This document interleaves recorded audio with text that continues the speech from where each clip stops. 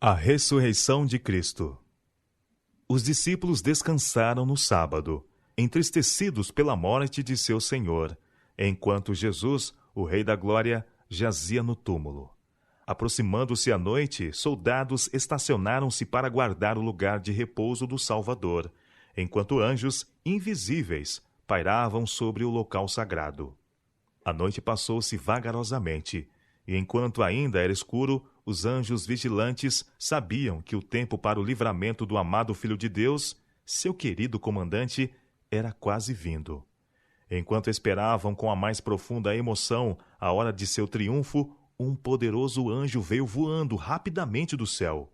Seu rosto era como relâmpago e suas vestes brancas como neve. Sua luz repelia as trevas por onde ele passava e fez com que os anjos maus, que triunfantemente reclamavam o corpo de Jesus, fugissem com terror de seu brilho e glória. Um dos da hoste angélica, que testemunhara a cena da humilhação de Cristo e estivera a vigiar seu lugar de repouso, uniu-se ao anjo do céu, e juntos desceram ao sepulcro. A terra tremeu e agitou-se quando se aproximaram, e houve um grande terremoto. O terror apoderou-se da guarda romana. Onde estava agora o seu poder para guardar o corpo de Jesus? Não pensaram em seu dever, ou que os discípulos o pudessem roubar. Resplandecendo-se em redor dele a luz dos anjos, mais brilhante do que o sol, a guarda romana caiu como morta ao chão. Um dos anjos lançou mão da grande pedra, rolou-a da porta do túmulo e sentou-se sobre ela. O outro entrou no túmulo e da cabeça de Jesus desatou o pano. Então, o anjo dos céus, com uma voz que fez a terra tremer, bradou: Filho de Deus, teu Pai te chama, sai! A morte não mais poderia ter domínio sobre ele. Jesus ressurgiu dos mortos, qual vencedor triunfante. Com temor solene, a hoste angélica contemplou a cena. E saindo Jesus do sepulcro, aqueles anjos resplandecentes prostraram-se em terra, em adoração, e saudaram-no com cânticos de vitória e triunfo. Anjos de Satanás haviam sido obrigados a fugir de diante da luz brilhante e penetrante dos anjos celestiais, e amargamente se queixaram a seu rei de que a presa lhes houvesse sido violentamente tomada, e que aquele a quem tanto odiavam havia ressuscitado dos mortos. Satanás e suas hostes tinham exultado de que seu poder sobre o homem decaído houvesse feito com que o Senhor da vida fosse posto no túmulo. Mas curto foi o seu triunfo infernal. Pois, ao sair Jesus de sua prisão, como um vencedor majestoso, Satanás soube que depois de algum tempo ele deveria morrer, e seu reino passaria àquele a quem pertence de direito. Lamentou e encolerizou-se de que, não obstante todos os seus esforços, Jesus não fora vencido, mas abrir um caminho de salvação para o homem, e quem quer que quisesse, nele andaria e se salvaria. Os anjos maus e seu comandante reuniram-se em conselho para considerarem como poderiam ainda trabalhar contra o governo de Deus. Satanás mandou seus servos irem aos principais dos sacerdotes e anciãos. Disse ele: Nós conseguimos enganá-los, cegando-lhes os olhos e endurecendo-lhes o coração contra Jesus. Fizemos-los crer que ele era um impostor. Aquela guarda romana levará a odiosa notícia de que Cristo ressuscitou. Nós levamos os sacerdotes e anciãos a odiar a Jesus e a matá-lo. Agora, mostrai-lhes que, se tornar conhecido que Cristo ressuscitou, eles serão apedrejados pelo povo por matarem um homem inocente. Como o exército de anjos celestiais se afastasse do sepulcro e se desvanecesse a luz e glória, a guarda romana arriscou-se a levantar a cabeça e olhar em redor de si.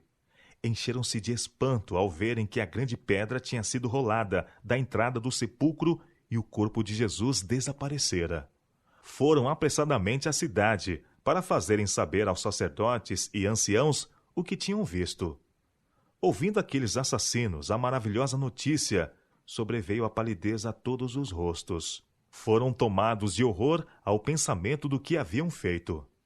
Se a notícia era exata, eles estavam perdidos. Por algum tempo ficaram sentados em silêncio, olhando uns para os outros, não sabendo o que fazer ou dizer. Aceitar a notícia era condenar-se. Foram à parte para se consultarem quanto ao que deveria fazer-se. Raciocinaram que, se a notícia trazida pela guarda circulasse entre o povo, aqueles que mataram a Cristo seriam mortos como seus assassinos. Resolveu-se assalariar os soldados para conservar o assunto em segredo. Os sacerdotes e anciãos lhes ofereceram grande soma de dinheiro para que dissessem: vieram de noite os discípulos dele e o roubaram enquanto dormíamos. São Mateus capítulo 28, verso 13.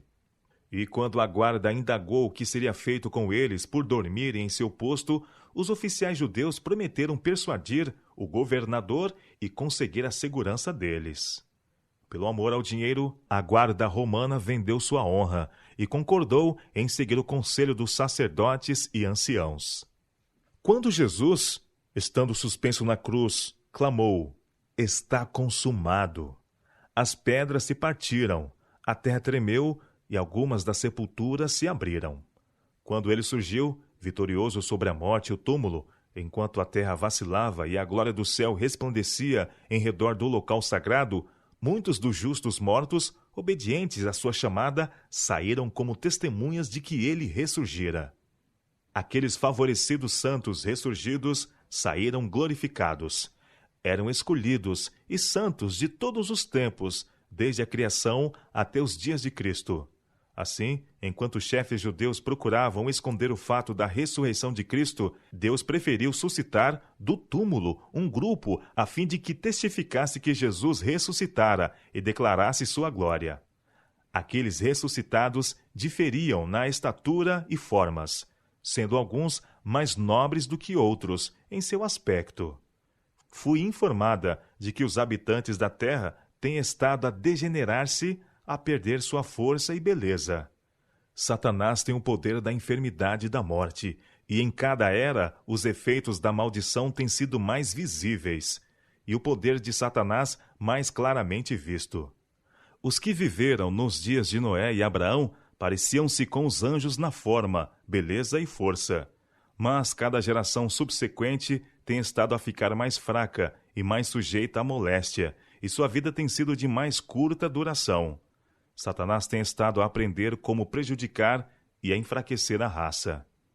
Aqueles que saíram após a ressurreição de Jesus apareceram a muitos, contando-lhes que o sacrifício pelo homem estava completo e que Jesus, a quem os judeus crucificaram, ressuscitara dos mortos, e em prova de suas palavras declaravam: ressuscitamos com ele.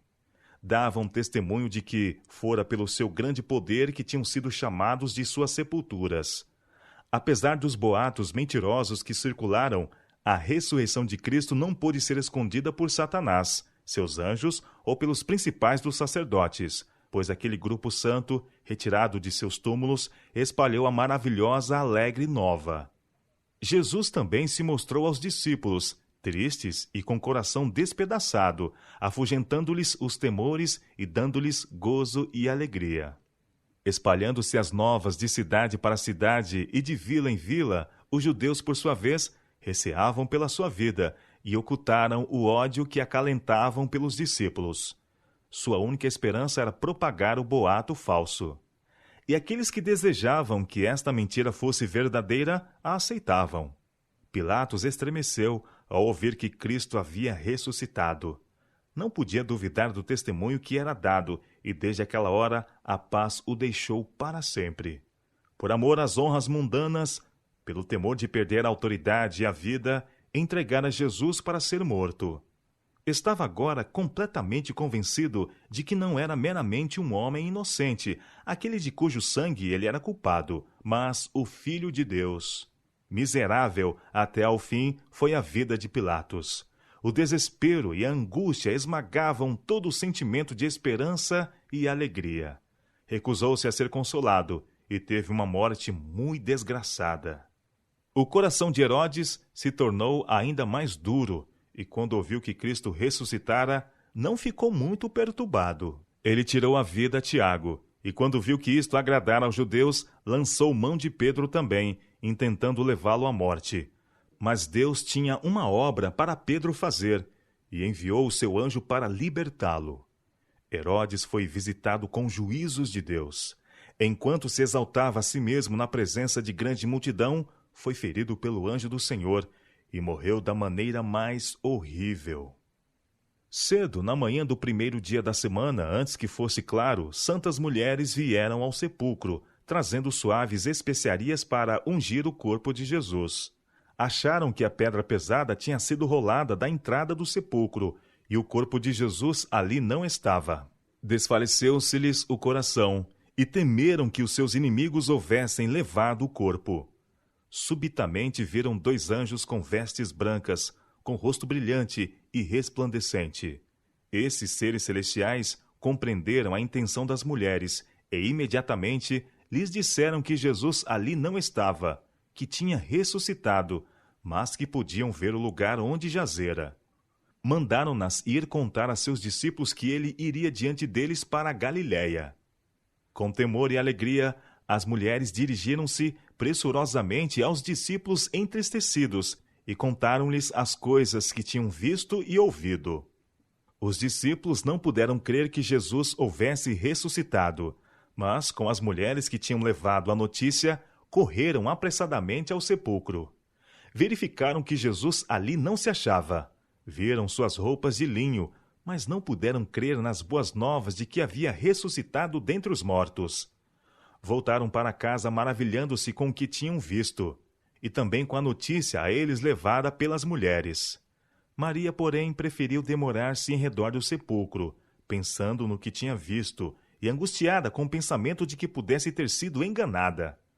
Pressentia que novas provações a esperavam. Sua dor se renovou, e ela irrompeu em amargo pranto. Abaixou-se para olhar de novo dentro do sepulcro, e viu 2 anjos vestidos de branco. Um estava sentado no lugar em que estivera a cabeça de Jesus, e o outro onde estiveram os pés. Falaram a ela com ternura, e perguntaram-lhe por que chorava. Ela respondeu: porque levaram o meu Senhor, e não sei onde o puseram. São João, capítulo 20, verso 13. Ao voltar-se do sepulcro, viu Jesus, perto, em pé, mas não o reconheceu. Ele falou-lhe ternamente, indagando a causa de sua tristeza e perguntando a quem ela procurava. Supondo que fosse o hortelão, rogou-lhe que, se ele tinha levado o seu senhor, lhe dissesse onde o havia posto, para que pudesse levá-lo. Jesus falou-lhe com sua própria voz celestial, dizendo: Maria. Ela estava familiarizada com as inflexões daquela voz querida e prontamente respondeu: Mestre! E em sua alegria ia abraçá-lo. Jesus, porém, disse: Não me detenhas, porque ainda não subi para meu Pai. Mas vai ter com os meus irmãos e dize-lhes: Subo para meu Pai e vosso Pai, para meu Deus e vosso Deus. São João, capítulo 20, verso 17. Alegremente ela se dirigiu, à pressa, aos discípulos, com as boas novas. Jesus rapidamente ascendeu a seu Pai para ouvir de seus lábios que ele aceitara o sacrifício e para receber todo o poder no céu e na terra.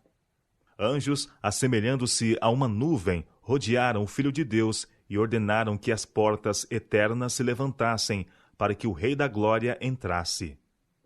Vi que enquanto Jesus estava com aquele brilhante exército celestial, na presença de Deus, cercado de glória, não se esquecera dos discípulos sobre a terra, mas de seu Pai recebeu poder, a fim de que pudesse voltar e comunicá-lo a eles. No mesmo dia ele voltou e mostrou-se a seus discípulos, permitindo-lhes então que lhe tocassem, pois tinha ascendido ao Pai e recebera poder. Nesta ocasião, Tomé não estava presente. Ele não quis aceitar humildemente a notícia dos discípulos, mas firmemente e com confiança em si próprio, afirmou que não creria, a menos que pusesse os dedos nos sinais dos cravos e a mão no lado em que a lança cruel fora arremessada. Nisto mostrou uma falta de confiança em seus irmãos. Se todos exigissem a mesma prova, ninguém hoje receberia Jesus, nem creria em sua ressurreição. Mas foi a vontade de Deus que a notícia dos discípulos fosse recebida por aqueles mesmos que não podiam ver e ouvir o Salvador ressuscitado. Deus não se agradou com a incredulidade de Tomé. Quando Jesus de novo se encontrou com os discípulos, Tomé estava com eles. E quando viu Jesus, creu.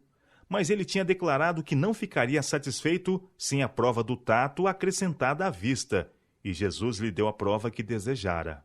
Tomé exclamou: Senhor meu e Deus meu! Jesus, porém, reprovou pela sua incredulidade, dizendo: Por que me viste, creste? Bem-aventurados os que não viram e creram. Da mesma maneira, os que não têm tido nenhuma experiência nas mensagens do primeiro e segundo anjos têm de recebê-las de outros que tiveram essa experiência e acompanharam as mensagens. Vi que assim como Jesus foi rejeitado, as mensagens têm sido rejeitadas, e que assim como os discípulos declararam que nenhum outro nome é dado entre os homens pelo qual devamos ser salvos, devem os servos de Deus, fiel e destemerosamente, advertir os que abraçam apenas parte das verdades relacionadas com a terceira mensagem, a fim de que alegremente recebam todas as mensagens que Deus lhes tem dado, ou não tenham parte no assunto. Enquanto as santas mulheres estavam levando a notícia de que Jesus ressuscitara, a guarda romana circulava a mentira que lhe havia sido posta na boca pelos principais dos sacerdotes e anciãos, de que os discípulos vieram à noite, enquanto eles dormiam, e roubaram o corpo de Jesus. Satanás pusera esta mentira no coração e boca dos principais dos sacerdotes. E o povo prontificou-se a receber sua palavra. Mas Deus havia agido de um modo seguro, e pusera este importante acontecimento, do qual depende a nossa salvação, fora de toda dúvida. E era impossível aos sacerdotes e anciãos encobri-lo. Testemunhas foram ressuscitadas dos mortos para testarem a ressurreição de Cristo. Jesus permaneceu com seus discípulos 40 dias, ocasionando-lhes isto gozo e alegria de coração, ao desvendar-lhes ele mais amplamente as realidades do reino de Deus. Ele os comissionara a dar testemunho das coisas que tinham visto e ouvido, concernentes aos seus sofrimentos, morte e ressurreição, de que ele fizera um sacrifício pelo pecado, e que todos que quisessem poderiam vir a ele e encontrar vida. Com fiel ternura, disse-lhes que seriam perseguidos e angustiados, mas que encontrariam alívio recordando-se de sua experiência e lembrando-se das palavras que ele lhes falara. Contou-lhes que tinha vencido as tentações de Satanás e obtido vitória através de provações e sofrimentos. Satanás não mais poderia ter poder sobre ele, e faria suas tentações recaírem mais diretamente sobre eles, e sobre todos os que crescem em seu nome. Mas poderiam vencer, assim como ele venceu. Jesus dotou seus discípulos de poder para operar milagres, e disse-lhes que, embora fossem perseguidos pelos homens ímpios, enviaria seus anjos, de tempos a tempos, para livrá-los. A vida deles não poderia ser tirada antes que sua missão se cumprisse. Poderia então ser-lhes exigido selarem com sangue os testemunhos que deram. Seus ansiosos seguidores alegremente lhe escutaram os ensinos, gozando com avidez cada palavra que caía de seus lábios. Sabiam agora com certeza que ele era o Salvador do mundo. Suas palavras lhe calavam profundamente no coração e entristeciam de que logo devessem apartar-se de seu Mestre Celestial e não mais ouvir de seus lábios palavras confortadoras, graciosas.